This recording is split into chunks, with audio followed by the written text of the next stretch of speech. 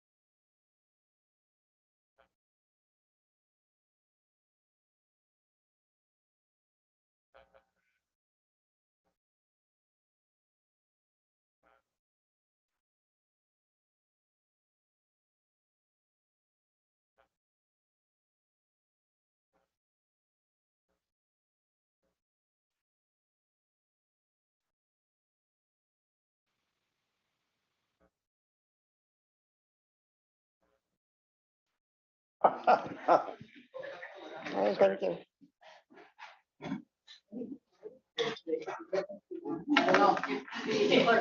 Yeah.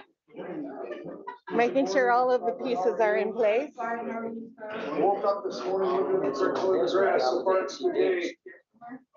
Good. As soon as you said that, I can even move it between the whole board. I went back on it.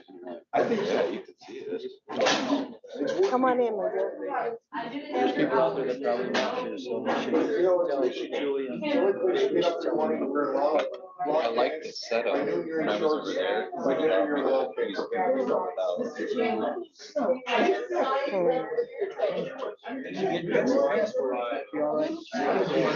Are you ready, Brian?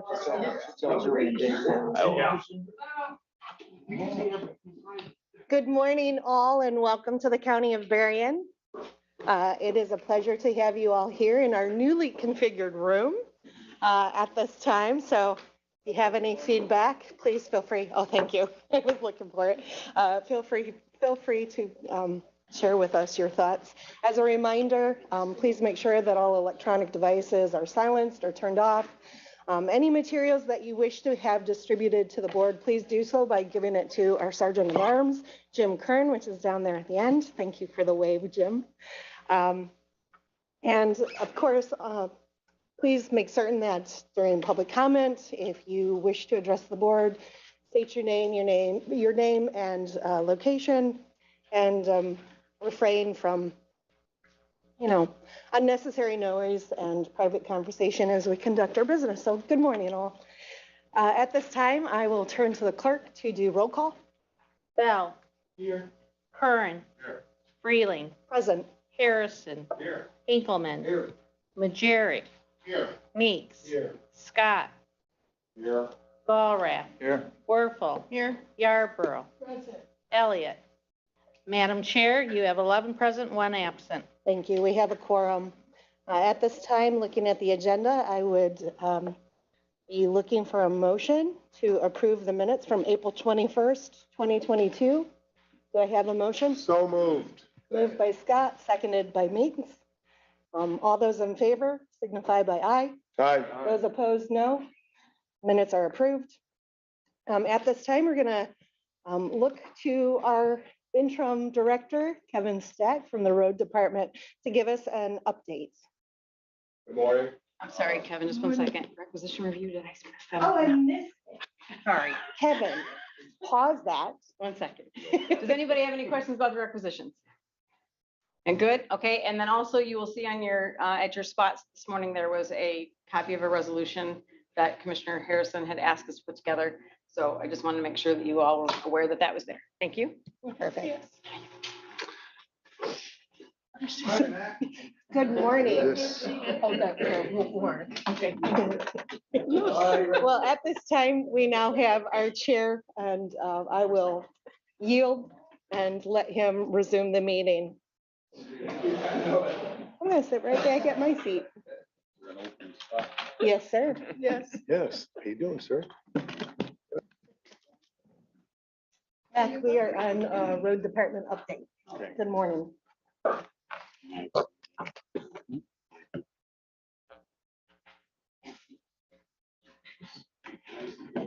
We should take a picture of each person that comes into this room, because they're like, Hey. I kind of like it. Start having a nosebleed again, I'm gonna need to take a break, but I think I got it under control. Kevin? All right, just making sure. Good morning. Good morning. Glad to be here, I guess. It's been a long 40 hours. If you are not aware, hopefully you are, the Napier Bridge is closed to all traffic at this time. So we're gonna go over a little quick update. You should have got an email yesterday from me or from Annette with a couple bullet points for myself. A lot of rumors been flying in the last 40 hours of exactly what happened, what's going on, and the bridge is in the bottom of the river and all that stuff. But I can guarantee you and assure you the bridge is still in place to where it's at prior to us closing. It did not move. It is still sitting there. We did this out of, precautionary measures. We don't want it to move. That's the whole point of it. So little thing, no one got hurt with what happened. It was a phone call, like I said, about 40 hours ago. I was just about home, got a phone call from the inspector on site stating that they had a issue with one of the supports. It had fallen out due to the work being done. I instantly told them to get everybody out from underneath the bridge and shut the bridge down and get everything off of it that is moving. As soon as I hung up the phone, I made a call to dispatch over the radio, announced the emergency closure. They then announced it to all channels across the county. And then I think within 2 minutes, I had about 5 police officers on scene with the bridge shut down. So it was an amazing response by the different jurisdictions, township, local, and county to shut that bridge down in a hurry. And it was just a precautionary. We didn't want anything to happen that we would regret. So that was the issue. I actually came back until we could get assessment done on the bridge itself to determine what we were going to do. So real quick, couple of rumors. Obviously, I said bridge is not collapsed. Didn't move. It's still in place. Number two, we did make the emergency radio communication to close it. So we didn't wait 40 minutes. We didn't wait till I was on scene to do that. We did that, and we have notified Federal Highway, which we are, by law, we have to do of a critical find on a bridge. So just a couple of things. Thanks to Caitlin and her staff. I mean, I know everyone doesn't care, but The Marion County Dispatch. Please advise all units we're doing an emergency shutdown of the Napier Bridge. I repeat, emergency shutdown of the Napier Bridge. It will be impassable. We had rockers come loose underneath. It is unsafe to pass. Bearing's clear. All units be advised the Napier Bridge going over the river is emergency shutdown. Emergency shutdown. It is impassable. Bering County is clear at 1728. So just, all that is just so you guys can understand that we did make that radio call. So real quick, what we're gonna do is I'm gonna go through a quick 5-page PowerPoint with a couple videos explaining exactly what is going on underneath that bridge, and what is going to happen when we go through and make the modification. All right, so what you're gonna be looking at first is the original plan from Napier Bridge. So what you're looking at is basically you're looking north of the river. So on the right-hand side, you've got what we refer to as the golf course. Left-hand side, you've got the hospital. So our issue is on the east abutment. East abutment, we're considering it will happen on the west abutment, so we're already making changes to take care of that. But the east abutment's where our issue is. So just so you can see from perspective, we refer to as the first pier. That's that first vertical line to the left of that east abutment that goes down into the river. That's the first big column in the river that holds the bridge. That's where the beam meets. You can see it's kind of bolted out, but that's from that point to the east abutment is the section of bridge we're concerned with.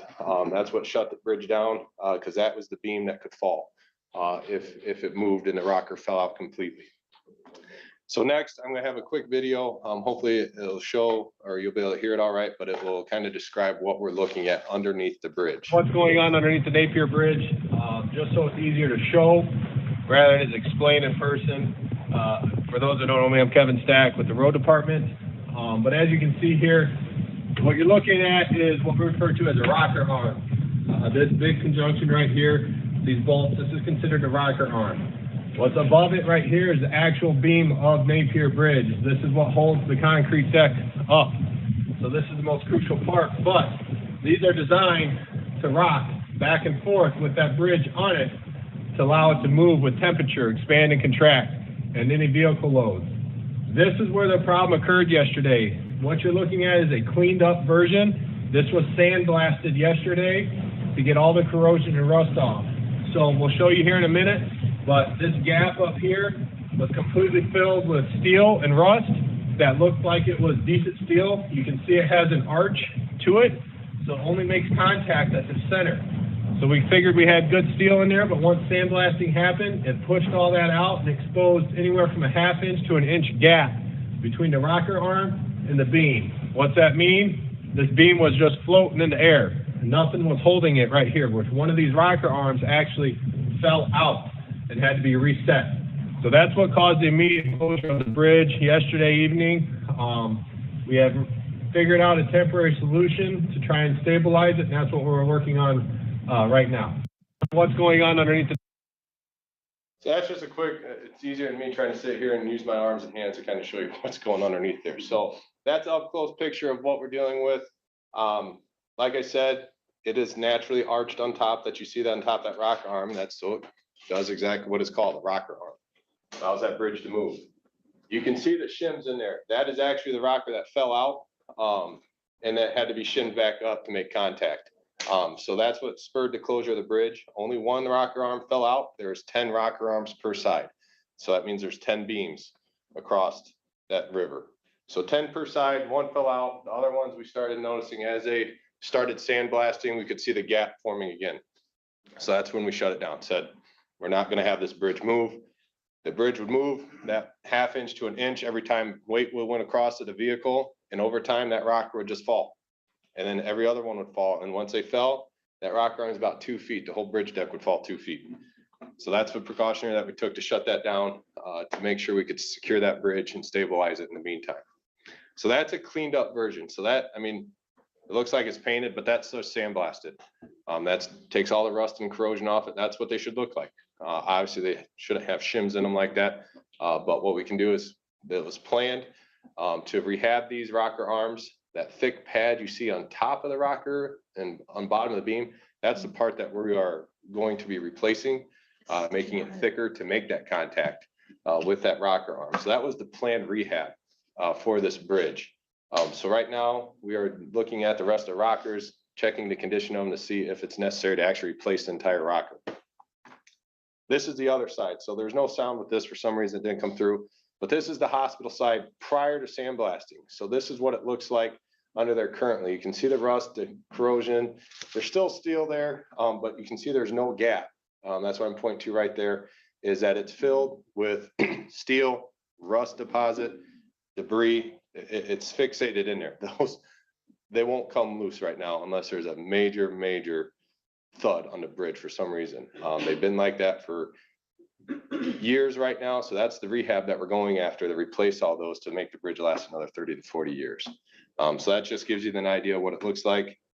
Up close picture of it. Again, there's the rust and corrosion. So it's just a surface cosmetic thing there. Once we blow it out, gets cleaned up, gets painted. What's different about what we're going to do now is it actually gets shop painted rather than field painted. So those will get removed and taken to a shop and painted, where it will be under controlled conditions and get a much better protective coating and durability rather than doing it in the field under weather conditions. So this is a temporary fix. This is a mock-up. We had MDOT on scene yesterday. We had the bridge engineers on scene yesterday. The drawing on the left kind of shows the side view of it. Picture on the right is the mock-up. So what that is doing is, number one, it's shimming up the gap. It's putting steel in that gap to make contact between the rocker and the bridge. That fresh steel plate you see vertically on the outside. Yes, I got a mouse. Thought I had a mouse. But that is the temporary fix to make sure the rocker does not fall out. The bridge is allowed to move still, but that rocker will be protected and secured in there. This is the fix that is going for just ambulances and police officers. We've met with public safety on site. We've met with fire. We're not comfortable allowing an 80,000-pound truck going across that bridge bouncing it. So we're going to hold off the fire trucks, but at least allow ambulance traffic and police traffic to get across there. Once this is done, we will have a meeting with the ambulance directors and show them exactly how they have to access this bridge, because it's just not going to be a wide open lane where anybody can just come in and cross it when they feel like. You're going to have to know how it goes, and that's going to be kind of just privileged information with the EMS, so they know how to get across there. But that could be the end of this week. That could be 2 weeks. This is the mock-up. So right now we're just watching it. They are working on it a little bit today, and they will be having the engineers out there. MDOT will be out there. We'll be reviewing it, making sure it's doing what we want it to do. And then we'll do 10 of these across the east side of the bridge. Any questions? Anybody have any? I do. Kevin, when this was first inspected, was it inspected by the state? And is this something that they did not look at or weren't concerned with until it got sandblasted? So all of our structures, I guess I'll back up to all of our bridges in this county. All of our bridges in the county have to be inspected every year, if not every other year, depending on their condition. They get put on a 12-month inspection cycle or a 24-month inspection cycle. That inspection cycle is done by trained professional bridge inspectors. They have to be certified with MDOT and Federal Highway to inspect a bridge. It is then put into a database with the state of Michigan, where it is reviewed by the Michigan Department of Transportation's bridge unit. As conditions of bridges, that's where they get all their data from. So when we do inspect these bridges, all this is looked at. And I meant to bring, I couldn't get them pulled up fast enough, but the bridge inspection reports. Those reports are what triggered this project. This bridge is in fair condition. It's about probably a year or two from going to pour, as you can see underneath. So we're getting ahead of it before it goes that route. So that's what triggered this rehab. They do look at those rocker arms, and that was one of the things that they looked at. Is we have heavy rust on the rocker arms. They are functioning. The rocker arms, what's unique about them is the road department has reset them. We're able to reset those. We take about a 100-ton jack underneath there, and you just make just a bottle jack, jack it up, and you reset that rocker arm back and set the deck back down. It is very little movement. We've been cleared to do that, and we've done it before, not on the Napier Bridge, obviously, because it's a little bit heavier of a deck. But that is looked at every year. It was inspected last year. It passes inspection for safety. It's not in the poor or the critical range, but we got ahead of it to get another 30 years out of this bridge after this rehab project's done. Does that answer it? Yeah, thank you. And this, another thing, this was on MDOT's bridge repair for a few years now, if I remember correctly, when Jason brought it to us. All right, So it's a critical bridge fund. So it's a federally funded project through the MDOT Critical Bridge Fund. So it's been slated. We did a 50-50 match on it to get it expedited. The more match you throw at it, the better it is. It went into cycle 3 years ago. This was supposed to happen last year, but material supply issues prevented that. right. John, Yeah, mine wasn't a question, just a comment. Kevin, thank you for the pictures.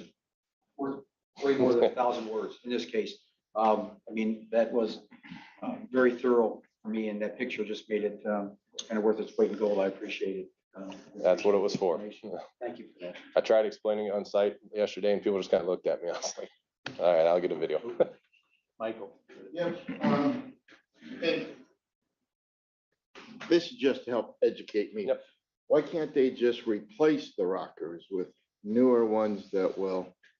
That's my direction to the engineers and the contractor is worst case scenario. I want every rocker replaced.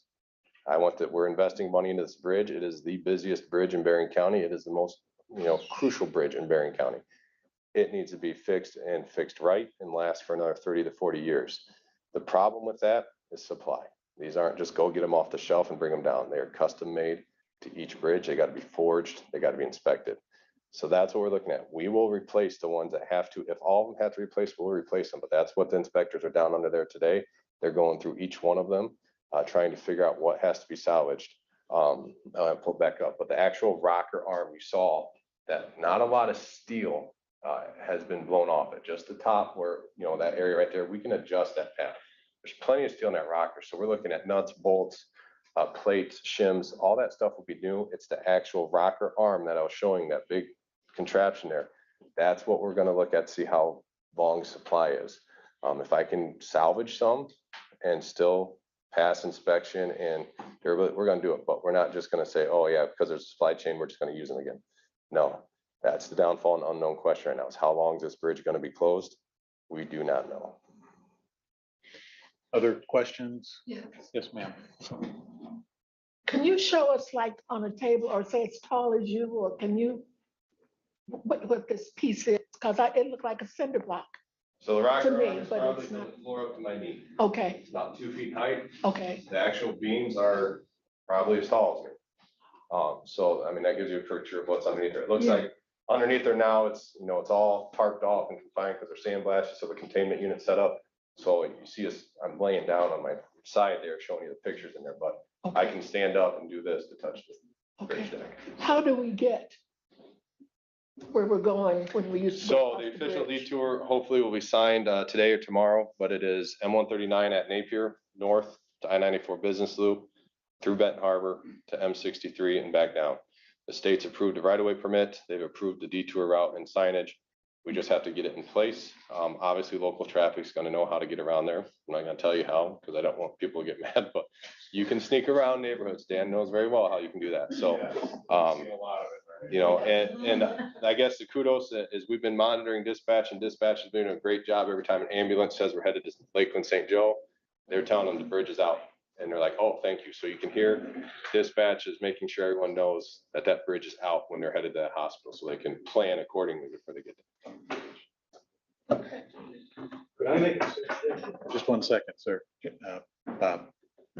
Kevin, are there other, with the other bridges in the county, are they all at the fair or above level now? So right now we sit at about 89% fair and good condition in our bridges. We have 11% that are poor, and probably about 5%, 4% that's critical.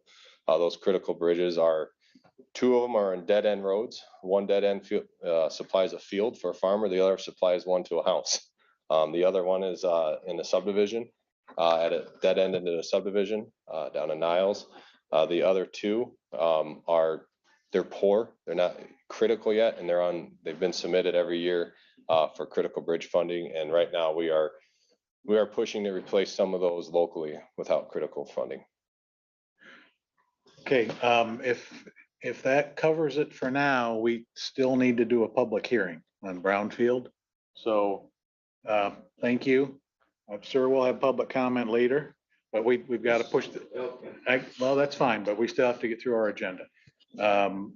Is there a motion to adjourn this meeting and go into a public hearing concerning the brownfield? So moved, Mr. Chair. Support? Who supported? Me. Oh, Perry, okay. So moved by Scott, supported by Freeling. Will the clerk please call the roll? 1 minute. Curran, Yes. Freeling, Yes. Harrison, Yes. Hinkleman. Yes. Majerick, Yes. Meeks. Yes. Scott, Yes. Ballrath, Yes. Werfel. Yes. Yarborough, Yes. Bell, Yes. Elliott. Yes, Mr. Chair, you have 12 yeas. thank you. Okay, we are now in public hearing mode. Dan, Good morning, everyone. Today is a public hearing to consider the adoption of a new brownfield plan. What we're calling this the Speedway LLC Brownfield Plan at 2699 and 139. This is, I'm sure everyone remembers, this is the site of the former Cosmo Extended Stay Motel where almost 4 years ago now, there was a tragic fire. A number of people perished, including a number of children. Speedway LLC is bought this facility and they intend to demolish the motel, remediate the property and redevelop it as a service station and convenience store. This is in Sodas Township. Supervisor Chandler is here as well. Assuming that the county moves forward with this project today and approves the project, I will be out at Sodas Township with Mr. Chandler next Tuesday for their concurrent approval. I know we're running behind time, so I'm going to skip through quite a bit of this. And the only reason being, this is like the fourth brownfield plan we've done in the last 10 months. I think everyone's very familiar with the procedures of how this works at this point. Here's a map showing the location of that property. I'm sure everyone knows what I'm talking about. This was all over the news and it's been in the news for many, many years. This has been a site of, vagrancy, criminality, and obviously a tragic fire. So it's, I think, well known by everyone. There's M139 running north-south, I-94 bisecting it, and a little red area, that's the property that we're talking about. It's really two parcels of property.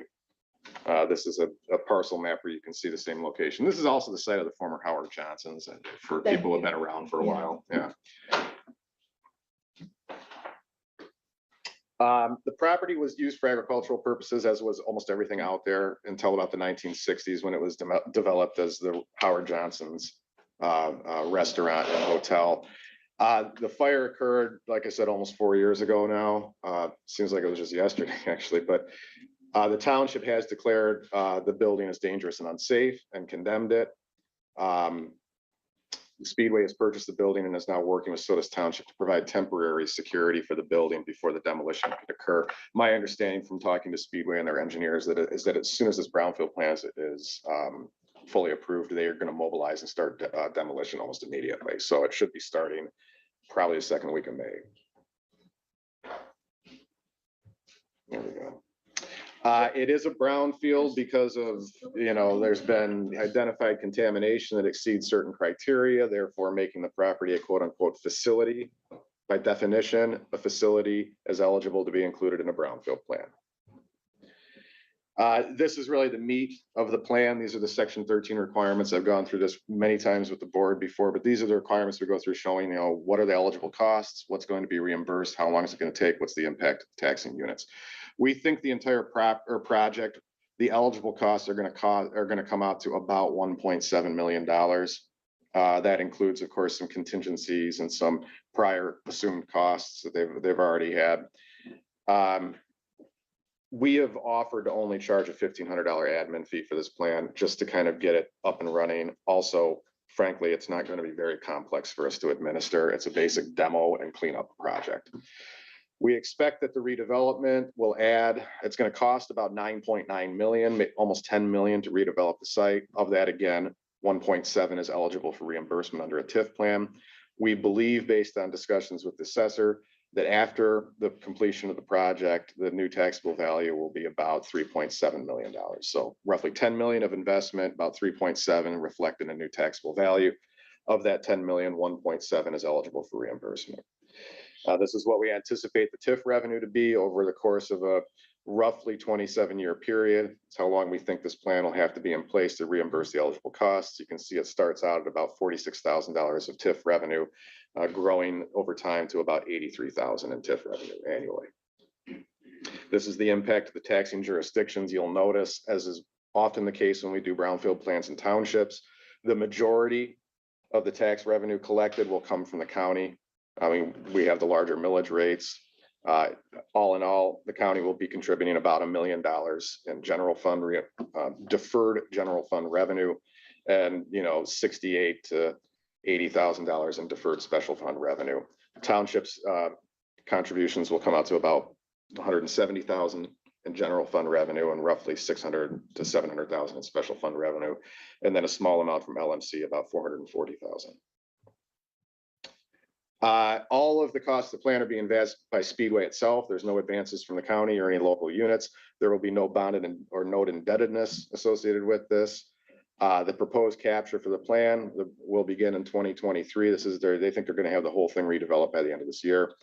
So we'll look at the 2023 tax year for the capture to begin. And we think, as I said, it's going to take about 27 years based on our assumptions. I showed you, obviously, the collection of taxes. We're not going to capture any personal property taxes in this plan. I've demonstrated why it's eligible property because of its contamination. There are no persons residing on the property, therefore there's no need to do a uniform relocation plan for any individuals. We are not going to propose to use what we call a local site remediation fund. That's where we capture money, pay off the developer's plan, and then continue capturing for a number of years after that to build up a pot of funds. This is not a plan that we intend to do that with. The other material that is relevant to this board, I don't know why it's not skipping ahead here. Try again. Well, yeah, it's not moving ahead, but I only have one more slide anyway, so it doesn't matter. The only other relevant information for the board is that I did receive official communication from Supervisor Chandler about 2 months ago, specifically asking that the Brownfield Authority and the Board of Commissioners undertake this project on their behalf and adopt this plan. And well, it looks like we lost connection for some reason, but in any event, as I said, I'll be out at the township next Tuesday with the same presentation and to present a concurrent resolution for their approval as well. So on your consent calendar today, you do have the resolution to approve this brownfield plan. I apologize that we're asking to run it through in one day. I'll be with finance after this meeting. If there are any questions, I can come to the board at 10:30 as well, but we've asked you to approve this today so that we can get this project moving forward as expeditiously as possible. Are there any questions? Anybody have anything? Dave, did you have anything you wanted to add? Appreciate it. Okay. Okay. All right. Thanks, Great. everyone. Thanks, Dan.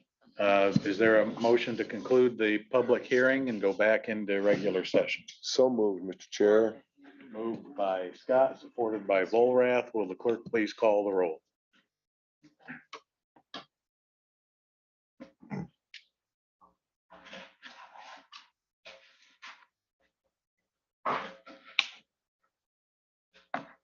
Freeling. Yes.